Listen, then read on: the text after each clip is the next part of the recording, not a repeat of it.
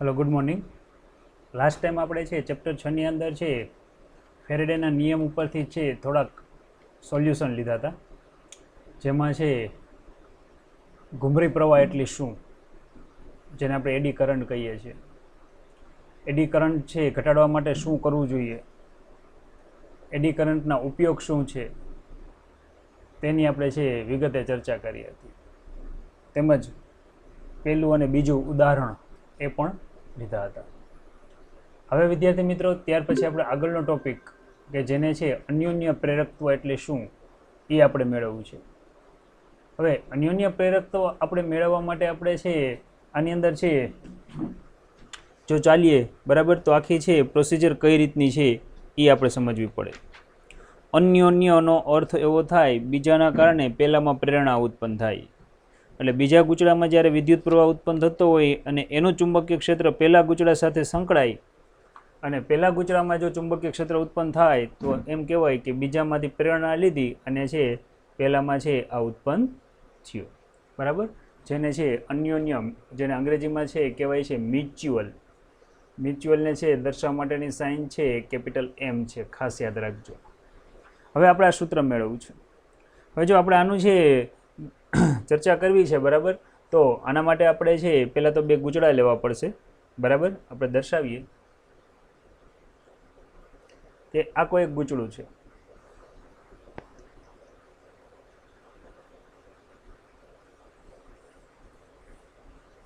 આ કોઈ એક N આટા ધરાવતું ગૂંચળું છે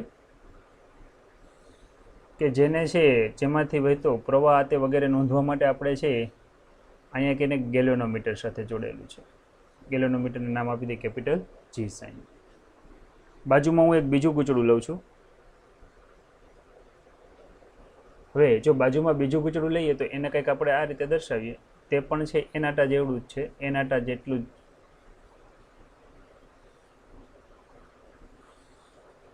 આની સાથે આપણે શું કરીએ છીએ તો કે એક બેટરી જોડીએ છીએ. આ ગૂંચળાને નંબર 1 આપી દઈએ, આ ગૂંચળાને નંબર આપી દઈએ 2. હવે જેવું આપણે પાવર સપ્લાય જોડીએ એટલે કે પ્લસ અને માઇનસ, તરત થશે શું, જો કે આપણે V વોલ્ટ આપીએ છીએ એટલે આપણને ખબર છે કે ધન વિદ્યુત ધન છેડો હોય એમાંથી પ્રવાહ બહાર નીકળે. ધારી લ્યો કે I જેટલો પ્રવાહ બહાર નીકળે છે અને ઋણ છેડાની અંદર આ ગૂંચળામાંથી પસાર થાય. એટલે કે ગૂંચળામાંથી પસાર થતો પ્રવાહ લઈએ બરાબર, તો કે તમે જોઈ શકો છો જો કંઈક આ રીતે હશે.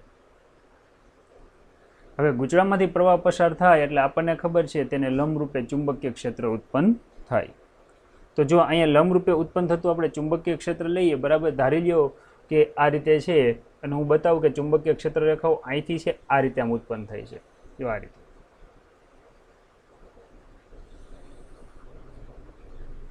બરાબર.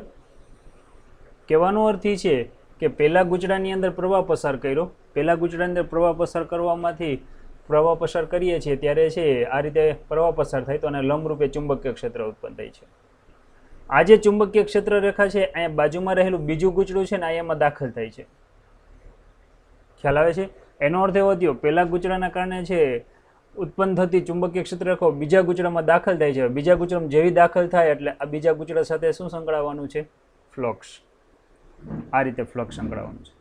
હવે આપણને અહીંયા જે કંઈ ફ્લક્સ મળે બરાબર છે એ કેટલું હોય છે એની વાત કરીએ. બરાબર છે, બીજા ગૂંચળામાં છે આપણને મળતું ફ્લક્સની વાત કરીએ તો બીજા ગૂંચળામાં મળતું ફ્લક્સ કે જેને હું φ2 કહું, જે કોના ઉપર આધાર રાખે છે કે પહેલા ગૂંચળામાંથી વહેતા પ્રવાહ ઉપર આધાર રાખે છે. એટલે કે I1 ઉપર આધાર રાખે છે. આપણે આને છે કંઈક આ રીતે આપણે એને બતાવી શકીએ.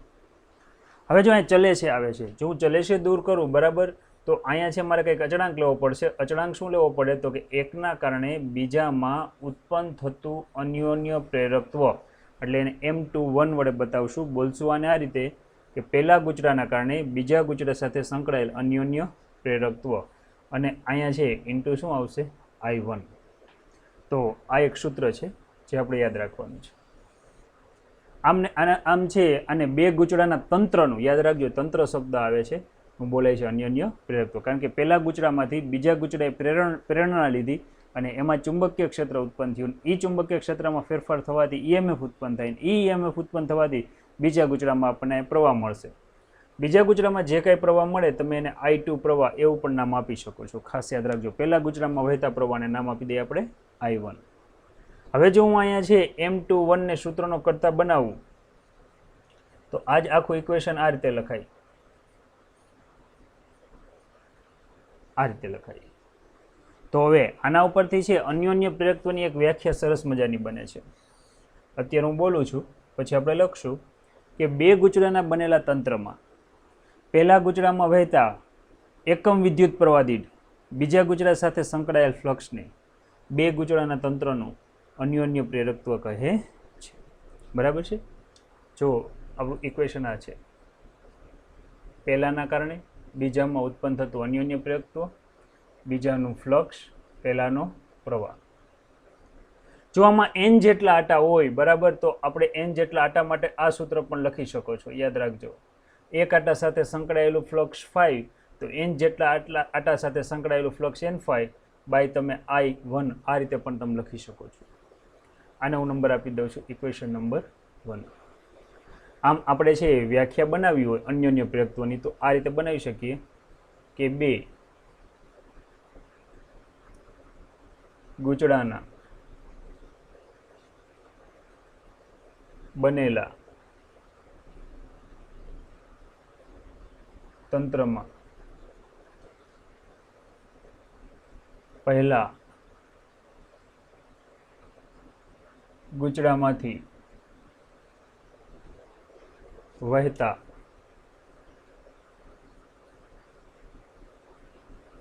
એકમ વિદ્યુત પ્રવાહ દીઠ બીજા ગુચડામાં સંકળાયેલ ફ્લક્સને સંકળાયેલ ચુંબકીય ફ્લક્સને અથવા તો ખાલી તમે લખી શકો છો ફ્લક્સને બે ગુચડાના બનેલા તંત્રનું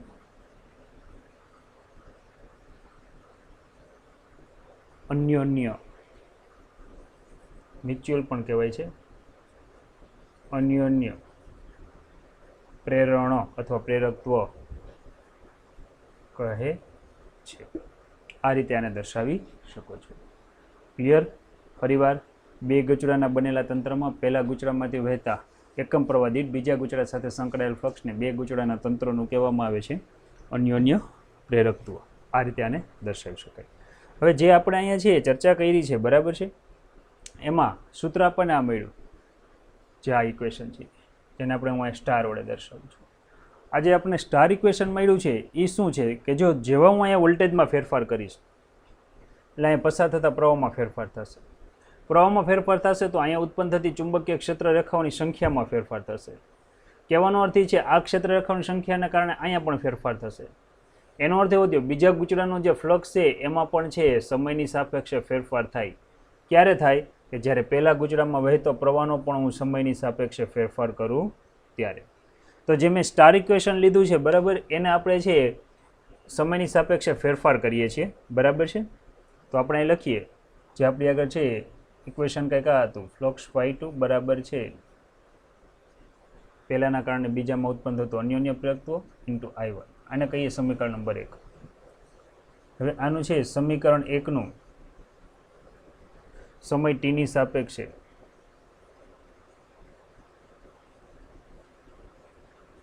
વિકલન કરતા, જો હું સમય t ની સાપેક્ષે આનું વિકલન કરું, બરાબર, તો લખાશે શું એની વાત કરીએ છીએ. તો આપણને ખબર છે અહીંયા આવશે d∅2 બાય શું આવશે dt, બરાબર શું આવશે M21 તો કોન્સ્ટન્ટ છે પણ હા પ્રવાહનો ફેરફાર થશે di1 બાય શું આવશે dt. આ થયું આપણા માટે સમીકરણ નંબર 2, અથવા તો છે હું આને 2 કહું તો આને નંબર આપી દઉં 3. હવે વિદ્યાર્થી મિત્રો સમીકરણ 3 છે, બરાબર. હવે એમાં આપણને ખબર છે કે EMF E બરાબર થાય માઇનસ d∅ બાય શું થાય dt. પરંતુ અહીંયા છે આપણે 2 નંબર આપેલું છે એટલે બીજા ગુચડામાં પ્રેરિત થતો ઈએમએફને આપણે E2 નામ આપી દઈએ. તો તમે જોઈ શકો છો અહીંયા કે d∅2/dt છે ને -E2 હું લખી શકું, બરાબર છે. તો અહીંયા આવશે -E2 બરાબર આવશે M21 અને અહીંયા લખાશે di1 શું આવશે dt. હવે જો હું અહીં M21 ને સૂત્રનો કરતા બનાવું તો અહીંયા આવશે -E2 માઇનસ છે લેન્ઝના નિયમની હાજરી બતાવે છે di1 શું લખી શકો dt. તો હવે આના ઉપરથી તમે છે એક બીજી વ્યાખ્યા બનાવી શકો. આને આપણે નંબર આપી દઈએ સમીકરણ નંબર 4 કે બે ગુચડાના બનેલા તંત્રમાં પહેલા ગુચડામાં વહેતા વિદ્યુત પ્રવાહના એકમ ફેરફાર દીઠ બીજા ગુચડામાં પ્રેરિત થતા ઈએમએફને બે ગુચડાના તંત્રનું અન્યોન્ય પ્રેરકત્વ કહે છે. લખીએ આપણે વ્યાખ્યા કંઈક આ રીતે થશે કે બે ગુચડાના બનેલા તંત્રમાં પહેલા ગુચડામાંથી વહેતા વિદ્યુત પ્રવાહના એકમ, યાદ રાખજો di/dt ને કહેવાશે ફેરફાર દીઠ વિદ્યુત પ્રવાહના એકમ ફેરફાર દીઠ બીજા ગુચડામાં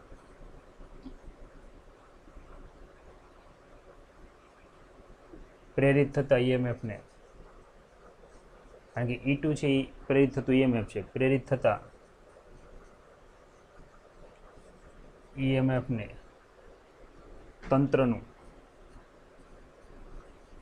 અન્યોન્ય પ્રેરકત્વ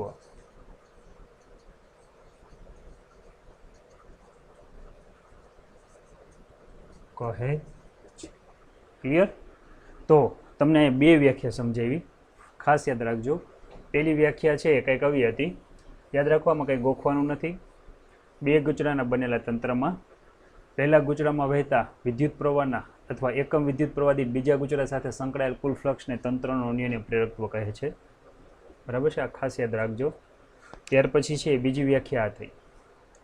હવે અન્યોન્ય પ્રેરકત્વ છે, બરાબર, એનો એકમ શું છે એની વાત થોડીક કરી લઈએ. અન્યોન્ય જો પ્રેરકત્વનો આપણે એકમ લેશું, બરાબર છે, તો આપણે એકમ કંઈક અલગ આનો જોવા મળશે. અન્યોન્ય પ્રેરકત્વનો એકમ ઘણા બધા એકમ બની શકે, તમે જુઓ. હવે તો અહીંયા શું બને છે, પહેલો એકમ હું લઉં છું, તમે જુઓ આ સમીકરણ નંબર 4 પરથી. તો એક તો E એટલે વોલ્ટેજ, છેદમાં શું આવશે એમ્પિયર પ્રતિ સેકન્ડ આવે, છેદનો છેદ અંશમાં, તો વોલ્ટેજ ઇન્ટુ સેકન્ડ છેદમાં શું થાય એમ્પિયર. ચાલો એક એકમ આ બન્યો. બીજો એકમ તમે સમીકરણ 1 ઉપરથી જોઈ શકો છો, ફ્લક્સનો એકમ વેબર ને છેદમાં છે આ એટલે પ્રવાહ. તો અહીંયા બીજો એકમ આપણે જો લેવો હોય, બરાબર, તો અહીંયા આવશે વેબર પ્રતિ શું આવશે એમ્પિયર. અથવા તો છે વૈજ્ઞાનિક હેનરી છે, જે અગાઉ આપણે ફોટો બતાવેલો હતો, હેનરીની યાદમાં છે આનો એકમ છે કેપિટલ H એટલે કે હેનરી પણ છે. હવે જો હેનરીની જો તમારે વ્યાખ્યા બનાવવી હોય તો બની શકે છે, બે વ્યાખ્યા બને. એક તો હું પહેલાં છે સમીકરણ નંબર 1 પરથી બનાવું છું. હવે સમીકરણ 1 પરથી તમે જોઈ શકો છો, જો હું વ્યાખ્યા બનાવું તો શું થાય, તો કે M21 બરાબર N∅/I આવું સૂત્ર છે. તો M21 એટલે કે હેનરી કેપિટલ H, બરાબર છે.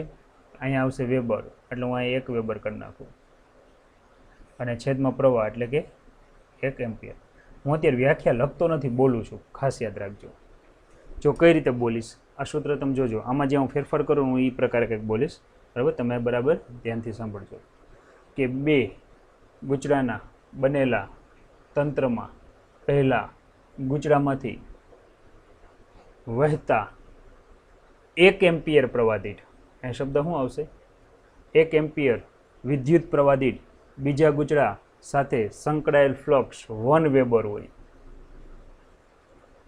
તો બે ગુચડાના તંત્રનું અન્યોન્ય પ્રેરકત્વ 1 હેનરી કહેવાય.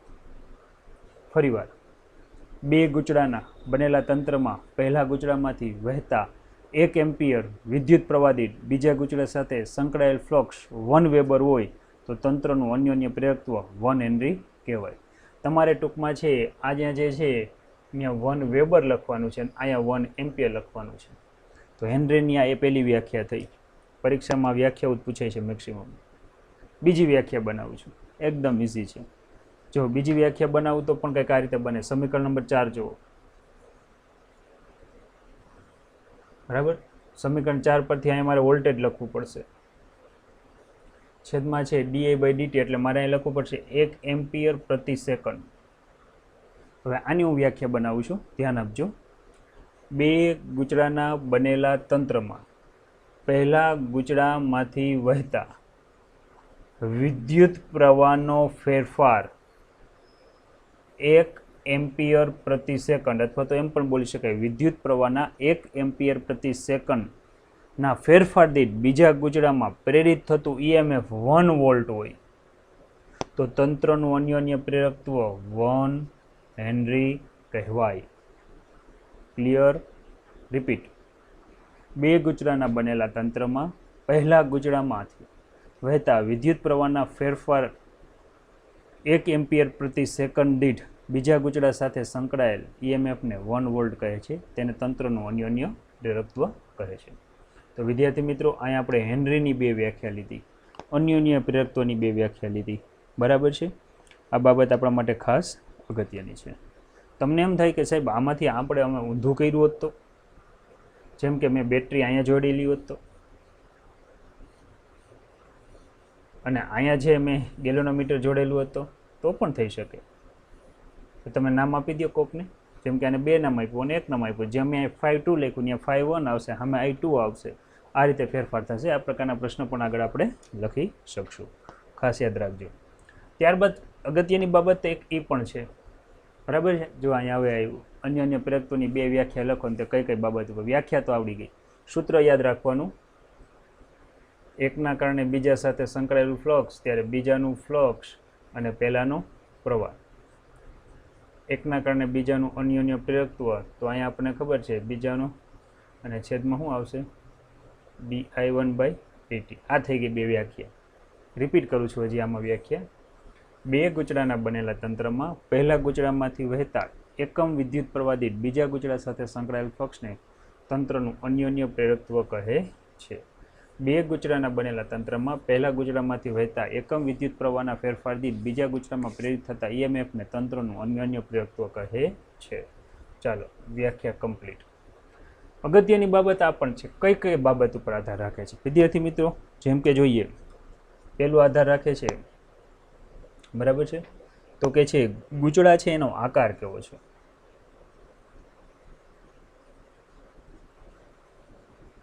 ખાસ કરીને છે મેક્સિમમ ક્ષેત્ર રેખાઓ પસાર થવી જોઈએ. જો ગૂંચળા અલગ અલગ પ્રકારના હોઈ શકે, જેમ કે તમે જો આવું કંઈક છે, એક ગૂંચળું કંઈક આવું છે ને એક ગૂંચળું આવું છે.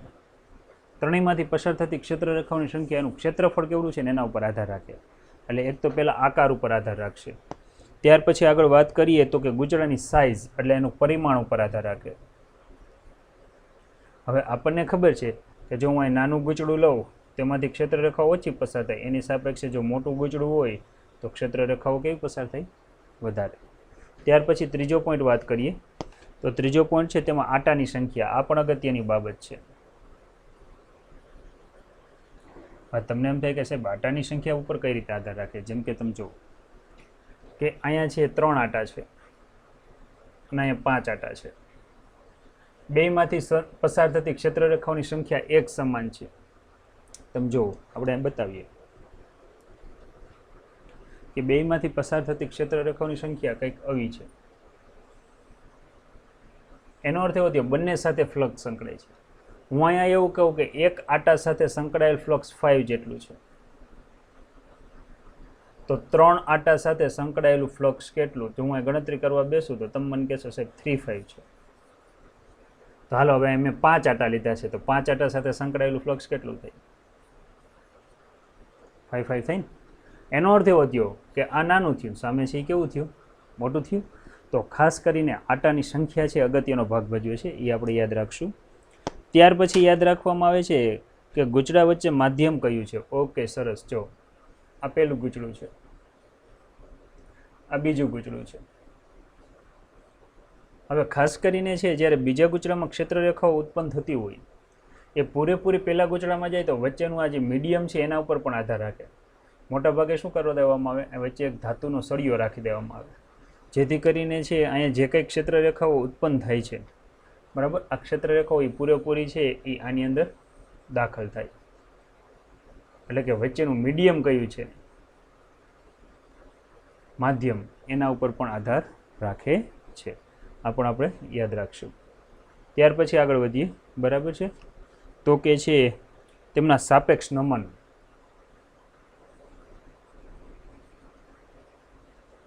હવે સાપેક્ષ નમન, નમન એટલે થાય ગોઠવણી થાય ખાસ કરીને.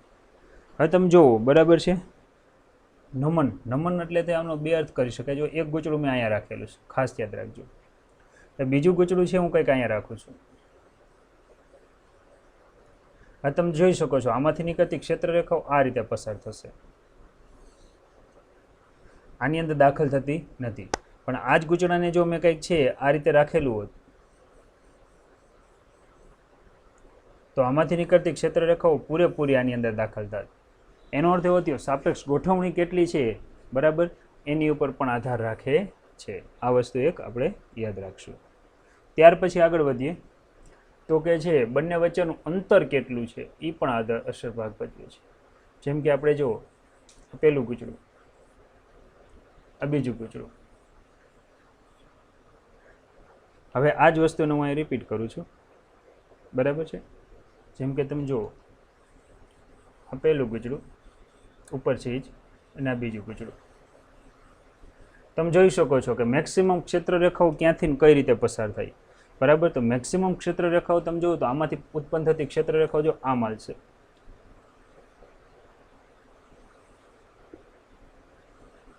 આ માલે છે. જ્યારે આમાંથી ઉત્પન્ન થતી ક્ષેત્રરેખાઓ તમે જુઓ નજીક નજીક હોય ને તો 100% અંદર લાગુ પડશે. ખ્યાલ આવી ગયો તમને? અહીંયા છે અડધી બહાર નીકળે છે, તમે જોઈ શકો છો. તો આવી બાબત ઉપર પણ આધાર રાખે છે.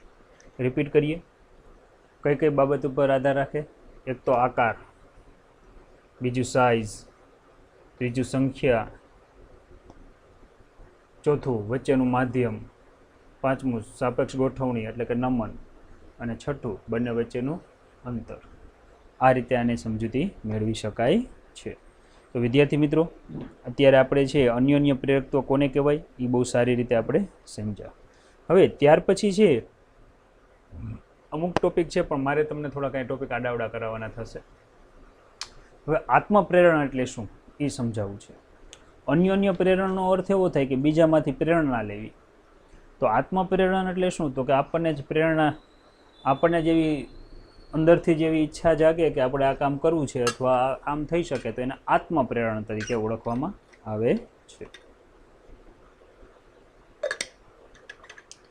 જેમ કે લઈએ, આત્માને કહેવાય સેલ્ફ, બરાબર છે. હવે આને કઈ રીતે દર્શાવવું એની વાત કરીએ છીએ. જેમ કે તમે જુઓ તો કે આ કોઈ એક ગૂંચળું છે જેમાં n જેટલા આટા આવેલા છે, ખાસ યાદ રાખજો. જેને છે કોઈ એક પાવર સપ્લાય સાથે જોડેલ છે, પ્લસ માઇનસ, અને આમાંથી પસાર થતો પ્રવાહ કેટલો છે? I. આપણને ખબર છે કે જ્યારે છે આમાંથી જ્યારે પ્રવાહ પસાર થાય, બરાબર છે, ત્યારે છે દરેક આટામાંથી પ્રવાહ વહેવાનો છે. હવે જેમ દરેક આટામાંથી પ્રવાહ વહેશે એટલે કે ગૂંચળા સાથે ફ્લક્સ સંકળાશે. ફ્લક્સ સંકળાશે એટલે આમાંથી છે ચુંબકીય ક્ષેત્રરેખાઓ ડેવલપ થાય, મીન્સ કે ઉત્પન્ન થાય. જો આ રીતે. એનો અર્થ એવો થયો કે આ ગૂંચળા સાથે શું સંકળાવવાનું છે? ફ્લક્સ સંકળાવવાનું છે. તો એનો અર્થ એવો થયો કે અહીંયા જે આપણને કંઈ ફ્લક્સ મળે છે, બરાબર છે, અહીંયા જે કંઈ આપણને ફ્લક્સ મળે છે એ પોતાના જ પ્રવાહના કારણે મળે છે. ઓમાં કેવું હતું કે બીજાનો પ્રવાહ, ફ્લક્સ બીજાને લાગુ પડતું હતું. અહીંયા પોતાનું જ પ્રવાહ અને પોતાની સાથે જ ફ્લક્સ સંકળાય છે. એટલે સેલ્ફ, પોતાની જાતે હોવાથી સેલ્ફને કહેવાય આત્મ, સેલ્ફ ઇન્ડક્ટન્સ એટલે કે આત્મ પ્રેરણ તરીકે આને ઓળખવામાં આવે છે. અને આ રીતે જે અહીંયા છે વિદ્યુત સ્થિતિમાનનો તફાવત રચાય, આ તફાવતને કહેવાય આત્મપ્રેરિત EMF. જે પ્રવાહ રચાય એને કહેવાય આત્મપ્રેરિત પ્રવાહ. હવે અહીંયા છે જો હું કોન્સ્ટન્ટ લઈશ, બરાબર, તો કોન્સ્ટન્ટ તરીકે L, કેપિટલ L લેવામાં આવે છે. Lને કહેવાય છે ગૂંચળાનું આત્મપ્રેરકત્વ. જો હું એલને ટાર્ગેટ કરું બરાબર તો અહીંયા આવશે 5/I. તો ચાલો પહેલી વ્યાખ્યા તમને આવડે છે હવે આત્મપ્રેરણની. શું બનાવશું આપણે કે બે ગુચડાના બનેલા તંત્રની વાત ભૂલી જવાની. ગુચડામાંથી વહેતા વિદ્યુત પ્રવાહ દીઠ અથવા એકમ પ્રવાહ દીઠ ગુચડા સાથે સંકળાયેલ ફ્લક્સને બરાબર આવી ક્યાંક આપણે અહીંની વ્યાખ્યા બનાવશું. તો અહીં બનાવીએ કે ગુચડામાંથી વહેતા એકમ પ્રવાહ દીઠ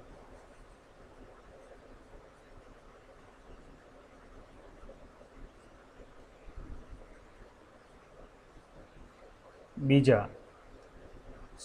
શબ્દ જ નહીં આવે અહીંયા, બધું પોતાની જાતે જ છે તો પછી એમાં બીજો ક્યાંય આવવાનો છે નહીં. બરાબર છે. તો અહીંયા છે એકમ પ્રવાહ દીઠ, આ બીજો શબ્દ કાઢી નાખો આપણે અને લખો તો કંઈક આવું લખાશે, એકમ પ્રવાહ દીઠ સંકળાયેલ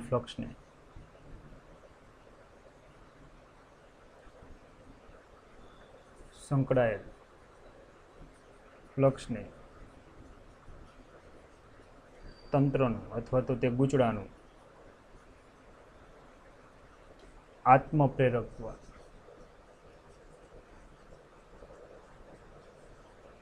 કહે છે. ખાસ યાદ રાખીએ. બરાબર. હવે આત્મપ્રેરકત્વનો જો હું અહીં એકમ બનાવીશ તો જુદા જુદા એકમ બનશે. બરાબર છે. હવે આત્મપ્રેરકત્વનો એકમ શું થાય તો કે એ પહેલો તો મને એવી ખબર પડે છે કે પહેલો એકમ થશે વેબર છેદમાં એમ્પિયર. હવે અગાઉ આપણે જોઈ ગયા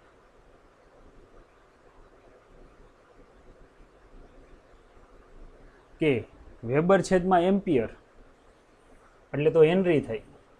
બરાબર. તો એનો અર્થ એવો થયો કે મ્યુચ્યુઅલ હોય કે સેલ્ફ ઇન્ડક્ટન્સ ટૂંકમાં હોય બરાબર તો એનો એકમ હેનરી થાય. તો આપણે અહીં લખીએ અથવા તો આનો એકમ હેનરી છે. હવે તમને હેનરીની વ્યાખ્યા બનાવતા આવડે. બરાબર. મારે ખાલી અહીંયા લખવું પડે 1 henry is equal to 1 weber પ્રતિ અહીંયા આવશે 1 એમ્પિયર.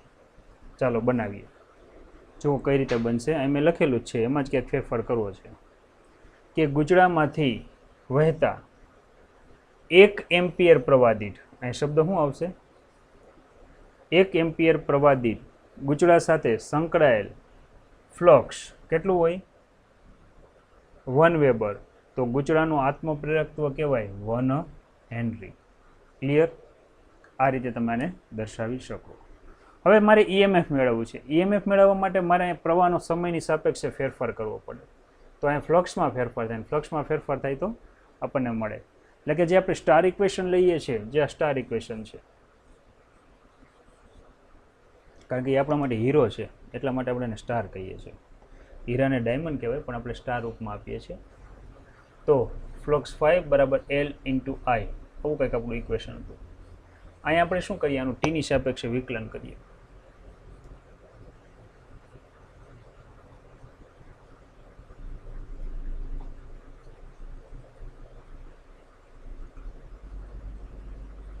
જો હું ટીની સાપેક્ષે વિકલન કરું બરાબર તો લખાશે આ રીતે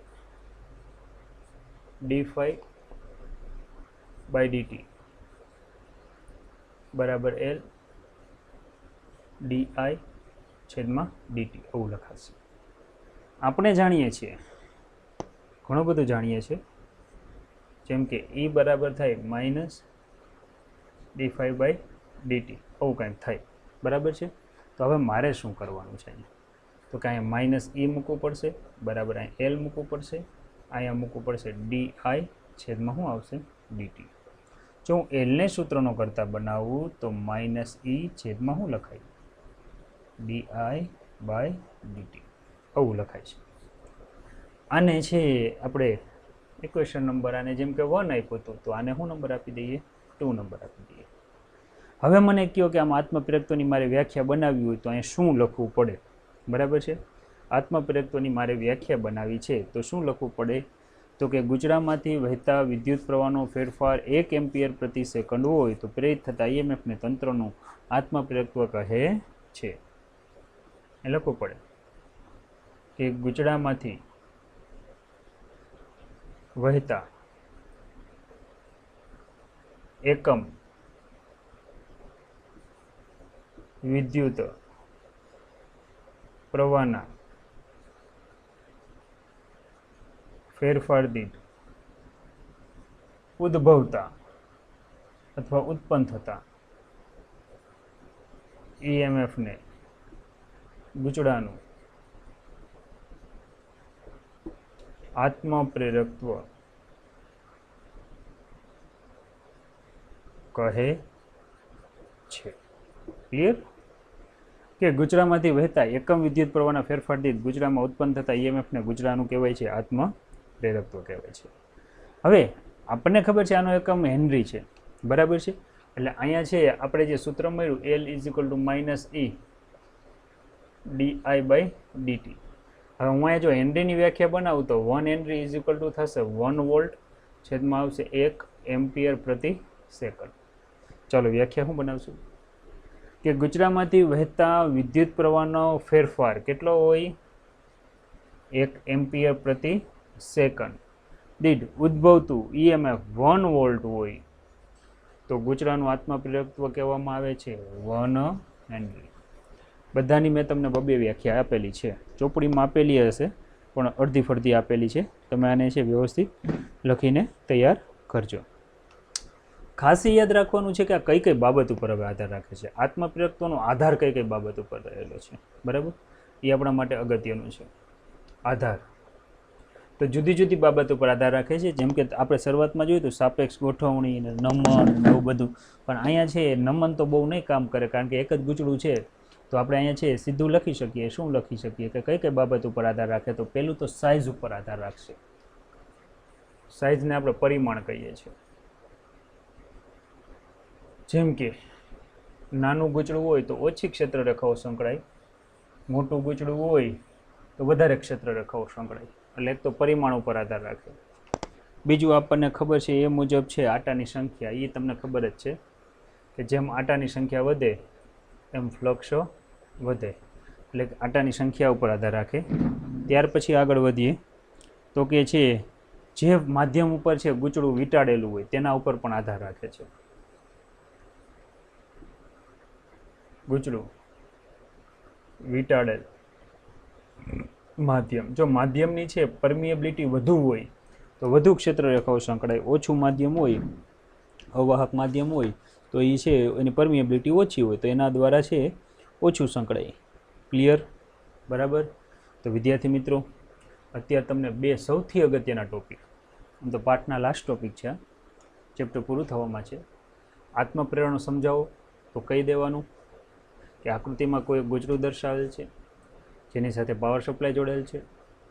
જ્યારે આપણે પાવર સપ્લાય ઓન કરીએ ત્યારે પ્રવાહ વહે, ગુચડામાંથી પ્રવાહ વહે ત્યારે લંબરૂપે ચુંબકીય ક્ષેત્ર ઉત્પન્ન થાય, એટલે કે ગુચડા સાથે ફ્લક્સ સંકળાય.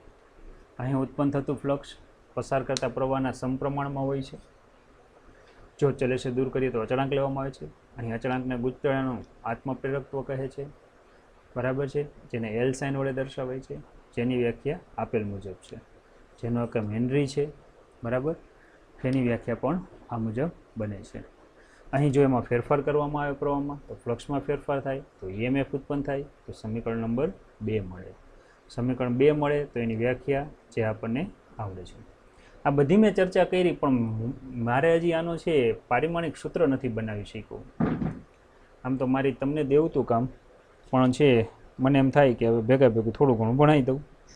જો તમને વોલ્ટેજનું આવડે છે, એમ્પિયર આવડે છે, સેકન્ડ આવડે છે, એટલે કે જો અહીંયા હું કિંમત મૂકું તો વોલ્ટેજ એટલે તમને ખબર છે જૂલ પર કુલમ થાય, ખાસ યાદ રાખજો, બરાબર. સેકન્ડ છે અહીંયા છે એમ્પિયર પ્રતિ શું છે સેકન્ડ, એટલે કે જો હું અહીંયા છે વધારે છે લઉં તો અહીંયા આવશે જૂલ છેદમાં એમ્પિયર ઇન્ટુ શું આવશે કુલમ ઇન્ટુ શું આવશે સેકન્ડ. કુલમ ક્યુ બરાબર આઈટી થાય તો અહીંયા આવશે જૂલ છેદમાં છે અહીંયા આવશે એમ્પિયર, અહીંયા સેકન્ડ તો છે જ, કુલમ ક્યુ બરાબર આઈટી એટલે એમ્પિયર ઇન્ટુ સેકન્ડ થાય. તો આ કેન્સલ થઈ જાય તો આનો બીજો એકમ મને મળે છે જૂલ પ્રતિ એમ્પિયર સ્ક્વેર. જૂલ એટલે તો તમને ખબર છે m1L2T-2 થાય બરાબર, અને છેદમાં એમ્પિયર છે, તો આનું પારિમાણિક સૂત્ર થાય mLTA મુજબ m1L2T-2 આ જૂલ, છેદમાં એમ્પિયર ઉપર જશે તો 12 - 2200 બરાબર છે. તો મ્યુચ્યુઅલ હોય કે આત્મપ્રેરક હોય, બંનેનો છે યુનિટ થશે બરાબર છે જૂલ પ્રતિ એમ્પિયર સ્ક્વેર, એટલે સીધું આપણને યાદ રહી જાય 12 - 22 કમ્પ્લીટ બરાબર.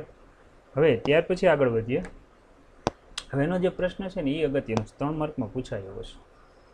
જો પ્રશ્ન આપણને કંઈક આવો આપેલો છે, આપણે આગળ વાત કરીએ તો પ્રશ્નમાં આપણને છે ચર્ચા કંઈક કરવાની કીધી છે, જે હું અહીંયા કરું છું, પણ કંઈક આ રીતે છે કે લાંબા સમઅક્ષીય સોલેનોઇડ માટે અન્યોન્ય પ્રેરકત્વની સૂત્ર તારવો. લાંબા સમઅક્ષીય એટલે કે બે સોલેનોઇડ લેવાના છે કે જેની બેની અક્ષ એક જ હોય, એક નાનો સોલેનોઇડ એની ઉપર મોટો સોલેનોઇડ બેસાડી દેવાનો, પ્રેરકત્વનું સૂત્ર તારવો. આ જે સૂત્ર છે આ સૂત્રને છે રેસિપ્રોસિટી થિયરમ તરીકે પણ ઓળખવામાં આવે છે. શું કહેવામાં આવે છે? કે રેસિપ્રોસિટી. અહીં લખું છું રેસિપ્રોસિટી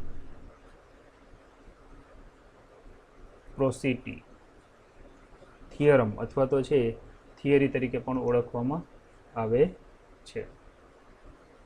બરાબર, યાદ રાખજો.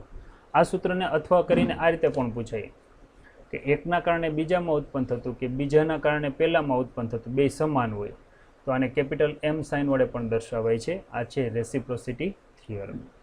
આપણે આ સમજવાનું છે. આમાં શું કર્યું છે એની હું તમને એક સમજૂતી આપી દઉં કે પહેલાં કોઈ એક અક્ષ લીધી છે, આ અક્ષ ઉપર છે અહીંયા છે એક સોલેનોઇડ રાખેલું છે બરાબર, કંઈક આ રીતે જો L લંબાઈનું આ સોલેનોઇડ છે, ખાસ યાદ રાખીએ આપણે આ રીતે. આની સાથે સંકળાયેલ આટાની સંખ્યા કંઈક N1 છે, જેમાંથી વહેતો વિદ્યુત પ્રવાહ I1 છે બરાબર છે. આમાંથી છે કંઈક પ્રવાહ પસાર થાય છે, આ રીતની વાત છે બરાબર છે, આ રીતે છે કંઈક. હવે અહીંથી આ જે પ્રવાહ પસાર થાય એની લંબાઈ L જેટલી છે, આ પહેલા નંબરનું છે, અને આની જે ત્રિજ્યા છે ને R1 જેટલી છે, R1 જેટલી શું છે આની ત્રિજ્યા છે. હવે આની અક્ષ ઉપર જ બીજું એક સોલેનોઇડ બેસાડેલું છે, બીજું જે સોલેનોઇડ બેસાડેલું છે બરાબર આ જ અક્ષ ઉપર, તો એને આપણે બતાવીએ તો કંઈક આ રીતે બતાવીએ, જો આ રીતે છે બરાબર છે. આ બીજું સોલેનોઇડ બેસાડેલું છે. આની જે ત્રિજ્યા છે અહીંથી હું બતાવું તો આની જે અક્ષથી ત્રિજ્યા યાદ રાખજો જે કેટલી છે R2 છે. આમાં જે આટાની સંખ્યા આવેલી છે ખાસ યાદ રાખજો, હું આની ઉપર જ લઉં છું જેથી કરીને આપણને આકૃતિ થોડીક સ્પષ્ટ દેખાય, નહીંતર આકૃતિ છે ખીચડા જેવી લાગશે. આ રીતે છે. આમાંથી જે પ્રવાહ પસાર થાય છે આ પ્રવાહને આપણે I2 સાઇન વડે દર્શાવીએ. એનો અર્થ એવો થયો બંને સોલેનોઇડનો આડછેદનું ક્ષેત્રફળ જુદું જુદું છે પણ ત્રિજ્યા સમાન છે. આ જે પ્રવાહ છે એ કેટલો છે I2 જેટલો છે. યાદ રાખો ટોટલ લેન્થ છે આખા સોલેનોઇડની L જેટલી છે. ક્લિયર થયું? તો એકની અંદર બીજો સોલેનોઇડ મૂકેલો હોય ત્યારે પહેલાના કારણે બીજામાં ઉત્પન્ન થતું અન્યોન્ય પ્રેરકત્વ, પછી બીજાના કારણે પહેલામાં ઉત્પન્ન થતું અન્યોન્ય પ્રેરકત્વ બે મેળવવાના, બે સરખાવાના, તો હંમેશા બે કેવા હશે? એક સમાન હશે. જો એક સમાન હોય તો આ થિયરીને કહેવાય છે રેસિપ્રોસિટી થિયરમ. આ જ આકૃતિ તમને અહીંયા છે ચોપડી મુજબ કંઈક આ રીતે આપેલી છે. પહેલામાં આટાની સંખ્યા N1 છે, બીજા ગૂંચળામાં આટાની સંખ્યા N2 છે, નાના ગૂંચળાને S1 ગૂંચળું કીધું છે, મોટા ગૂંચળાને S2 ગૂંચળું કીધું છે. નાના ગૂંચળાની ત્રિજ્યા R1 છે, મોટા ગૂંચળાની ત્રિજ્યા R2 છે, અને છે ટોટલ બંનેની લંબાઈ L જેટલી છે. એટલે તમને હવે આ આકૃતિ સમજાઈ ગઈ છે. હવે હું જે અહીંયા સાદુરૂપ આપું તમે એના કરતાં ઊંધું આપજો. જેમ કે હું પહેલાના કારણે બીજામાં મળતું ચુંબકત્વ લઉં છું, તમારે ઊંધું વિચારવાનું, બીજાના કારણે પહેલામાં લેવાનું, પછી હું ભાઈ ચેન્જ કરતો જઈશ. એટલે બેના જવાબ તો આપણે સેમ જ લાવવાના છે, કોઈ ટેન્શન છે નહીં. જેમ કે હાલો ચાલો શરૂઆત કરી દઈએ. તો ચાલો ગૂંચળું 1 અને ગૂંચળું 2 યાદ રહી ગયું તમને બરાબર છે. હવે જો આ ગૂંચળું નંબર 1, હવે એમાં આટા કેટલા છે? Capital N1. તો એકમ લંબાઈ દીઠ આટા, એકમ લંબાઈ દીઠ આટા આપણે થિયરી ભણી ગયા છીએ તેને સ્મોલ n1 વડે દર્શાવાય, હંમેશા આટલા હોય, યાદ છે ને? બરાબર છે કે એકમ લંબાઈ દીઠ જો આમાં હું આટાની સંખ્યા ગણવા બેસીશ, બરાબર છે, તો મેં ઊંધું લખ્યું છે.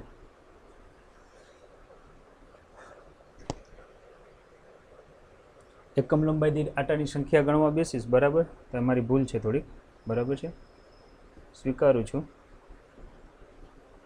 કેમ ગયું? તો હવે મારે પાછી બોલપેન ગોતવાની ને, આ ગોતી લીધી. ચાલો, આપણને ખબર છે એકમ લંબાઈ દીઠ આટાની સંખ્યાને છે, એકમ લંબાઈ દીઠ આટાને, એટલે કે ટૂંકમાં ઇક્વેશન આ છે, એકમ લંબાઈ દીઠ આટાની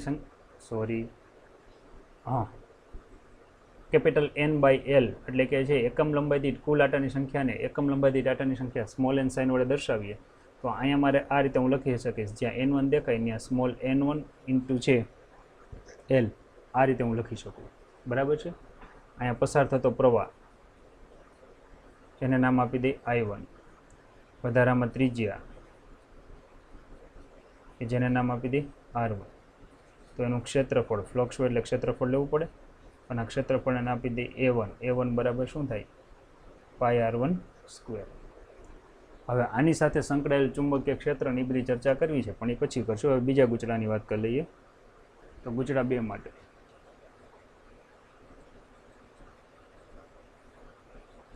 શું થાય? તો કે આટાની સંખ્યા n2, પણ એકમ લંબાઈ દીઠ આટા ગણીએ, બરાબર, તો એ આટા કેટલા થશે? તો કે છે, હું સીધું સૂત્ર મૂકું છું, તો અહીંયા આવશે n2 બરાબર શું આવે? Small n2 into l. ગુચડા 2 માંથી પસાર થતો પ્રવાહ, ઓકે, I2, ગુચડા 2 ની ત્રિજ્યા, તો કે શું આવશે? R2, ગુચડા 2 નું ક્ષેત્રફળ કેટલું આવશે? તો કે A2 બરાબર શું મૂકશું? πr2². ખાસ યાદ રાખીએ, બરાબર, આટલું થશે. તો ચાલો શરૂઆત કરીએ, બરાબર છે. આટલું લખ્યા પછી હવે આપણે એવું લખીએ કે ધારી લ્યો કે ગુચડા 2 માં જે આપણે બતાવીએ છીએ કે આ ગુચડા 2 માં વહેતો પ્રવાહ I2 છે. હવે ગુચડા 2 માં જેવો પ્રવાહ વહેશે એટલે એમાં ક્ષેત્રરેખાઓ ઉત્પન્ન થશે. આ ક્ષેત્રરેખાઓ નીચેના ગુચડા સાથે સંકળાશે. જેવી નીચેના ગુચડા સાથે સંકળાશે, બરાબર, તો એમાં ફ્લક્સ પ્રેરિત થશે. આ જે ફ્લક્સ પ્રેરિત થાય, આ ફ્લક્સને આપણે φ1 નામ આપી દઈએ, બરાબર છે. ત્યાં લખતા જઈને આગળ વધીએ, થોડુંક લખવું પડશે મારે, લખીએ. ગુચડા 2 માં વહેતા I2 પ્રવાહ ને કારણે ગુચડા 1 સાથે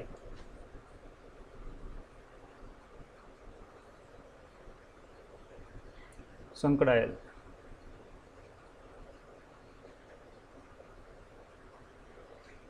વિદ્યુત ફ્લક્સ. હવે આ ફ્લક્સને હું φ1 નામ આપી દઉં, પણ n1 જેટલા આટા છે એટલે અહીં લખી નાખું છું n φ1, બરાબર, અથવા n1 φ1 છે. તો હવે આપણી થિયરી એમ કહે છે કે કુલ ફ્લક્સ પ્રવાહના સમપ્રમાણમાં હોય છે, તો એમાં લખવું પડશે કે ઉત્પન્ન થતું કુલ ફ્લક્સ પસાર થતા વિદ્યુત પ્રવાહના સમપ્રમાણ છે. વિદ્યુત પ્રવાહ કેટલો છે? તો કે I2 છે, બરાબર. આ રીતે તમે આને દર્શાવી શકો. હવે તમે આને આ તો દર્શાવો છો, બરાબર, પણ બીજા ગુચડાના કારણે પહેલા ગુચડામાં છે, ખાસ યાદ રાખીએ કે બીજા ગુચડાના કારણે પહેલા ગુચડામાં છે પ્રેરણા ઉત્પન્ન થાય છે, એટલે આને M21 સાઇન વડે અથવા M12 સાઇન વડે દર્શાવીએ, અને અહીંયા શું લખશું? આપણે I2 લખશું. આ ખાસ આપણે યાદ રાખશું. હવે જો હું અહીં M21 ને સૂત્રોનો કરતા બનાવું, એટલે કે બીજાના કારણે પહેલામાં ઉત્પન્ન થતું ફ્લક્સ, તો મારે અહીંયા શું લખવું પડશે? તો કે અહીંયા N2 ફ્લક્સ φ2 અને છેદમાં શું લખવું પડશે? વિદ્યુત પ્રવાહ I2, આવું લખવું પડે. હવે ફ્લક્સ φ બરાબર B × A થાય છે, ખાસ યાદ રાખજો. હવે આપણે એ પણ તમને સમજાવી દઈએ અહીંયા, થોડુંક મિસઅન્ડરસ્ટેન્ડિંગ ન થાય, કે બીજા ગુચડામાં I2 પ્રવાહ વહે છે, એના કારણે પહેલા ગુચડામાં સંકળાયેલ ફ્લક્સને મેં φ1 નામ આપ્યું છે. તો પહેલા ગુચડામાં ઉત્પન્ન થતા ચુંબકીય ક્ષેત્રને મારે કંઈક નામ આપવું જોશે. શું નામ આપી દઉં? B1 આપું કે B2 આપું? તમે કયો એ પ્રમાણે આપો. 2 આપવું પડશે. શું આપવું પડશે? શું કામ? કારણ કે આ ચુંબકીય ક્ષેત્ર કોનું છે? બીજાના કારણે પહેલામાં સાથે સંકળાય છે, એટલા માટે હું તમને વાત કરું છું. કારણ કે બીજાનું ચુંબકીય ક્ષેત્ર પહેલાંની અંદર ઘૂસી જાય છે, એટલે છે તો ઓલરેડી B2 જ ને, બરાબર. તો આપણે અહીંયા જો દર્શાવવું હોય, બરાબર, તો મારે અહીંયા છે આ જે વાક્ય છે તો આને આ રીતે લખવું પડશે, N2 ના M2 જ રહેશે. પણ ફ્લક્સ ફાઈ બરાબર શું થશે? તો કે છે B × A, એટલે બીજા ગુચરાનું ચુંબકીય ક્ષેત્ર પહેલામાં ઘૂસી જાય છે, એટલે B2 અને પહેલા ગુચરાના આડછેદનું ક્ષેત્રફળ એટલે A1 અને છેદમાં શું આવશે? તો કે અહીંયા આવશે I2. ખાસ યાદ રાખીએ આપણે અહીંયા કે ફ્લક્સ, સોરી મારે એવું લખવામાં ભૂલ છે કે શું? લખવામાં જ ભૂલ છે. પહેલું ગુચડું છે ને, પહેલા ગુચડા સાથે સંકળાયેલું ફ્લક્સ, બરાબર. જો અહીં લખેલું જ છે N151, બરાબર છે. તો કેમ આજ આમ થયું?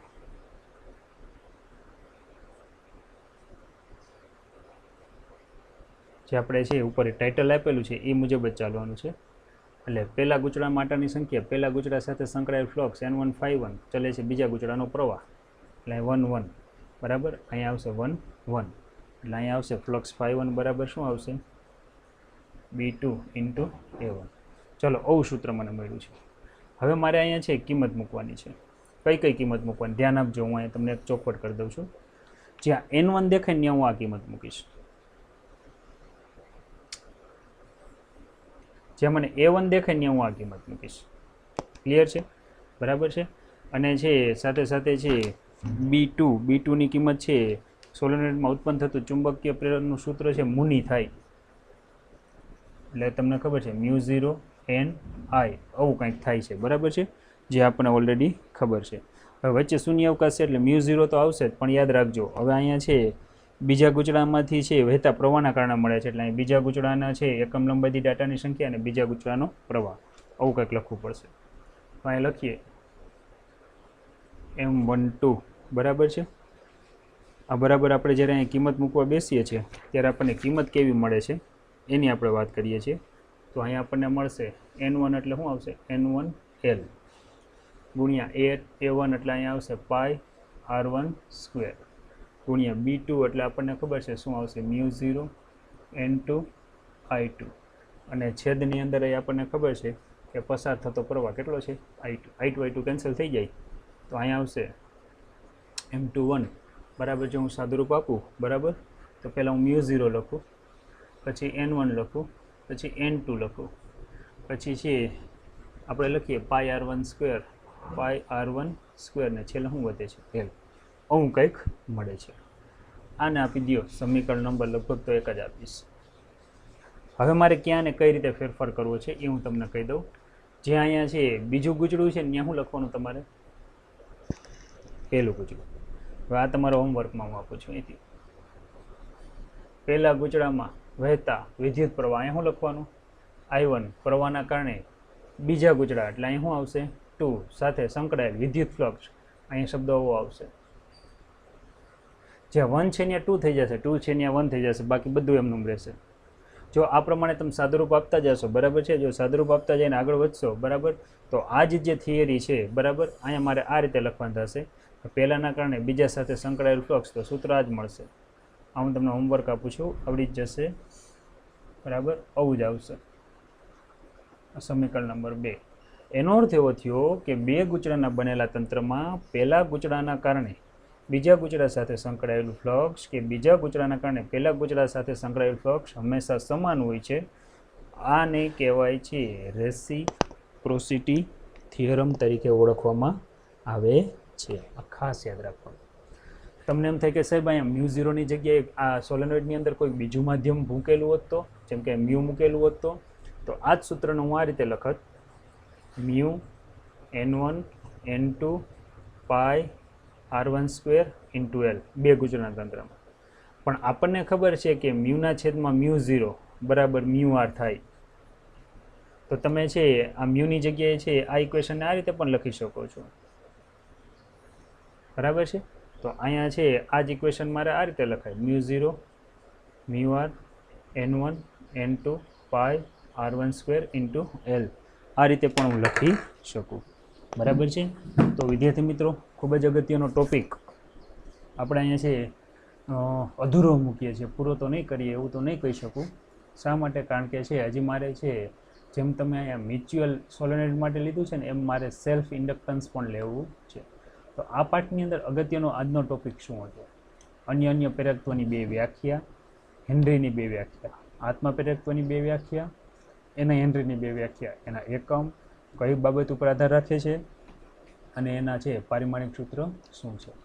આ થિયરી 3 માર્ક માટે મોસ્ટ આઈએમપી છે કે આકૃતિમાં દર્શાવ્યા પ્રમાણે બે સોલેનોઇડને એક જ અક્ષ બને તેમ એકબીજા ઉપર રાખેલ છે. નાના સોલેનોઇડને S1, મોટા સોલેનોઇડને આપણે S2 કહીએ છીએ. દરેકમાંથી વહેતો પ્રવાહ, ત્રિજ્યા, ફ્લક્સ આ તે બધું ખાલી જગ્યા છે. બીજા ગુચરામાં પ્રવાહના વહેવાના કારણે એમાં ઉત્પન્ન થતું ચુંબકીય ક્ષેત્ર નાના ગુચરા સાથે સંકળાય છે. તેથી આ બધી જ વાર્તા આપણે કરતા જઈએ તો સમીકરણ નંબર 1 મળે છે. હવે આનાથી ઊંધું વિચારીએ કે પહેલામાં I1 પ્રવાહ વહે છે, એના કારણે બીજા ગુચરા સાથે સંકળાયેલ ફ્લક્સ Y2 હોય તો સમીકરણ નંબર 2 મળે છે. 1 અને 2 સરખાવો તો આ થિયરીને કહેવાય છે રેસિપ્રોસિટી થિયરમ તરીકે ઓળખવામાં આવે છે. બરાબર છે.